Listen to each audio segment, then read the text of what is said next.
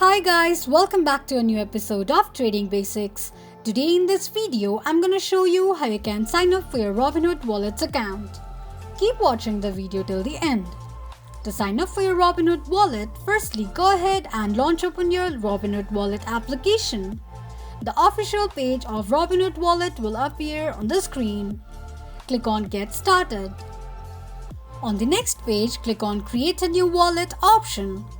You can add a layer of security by using biometrics or by creating a custom PIN.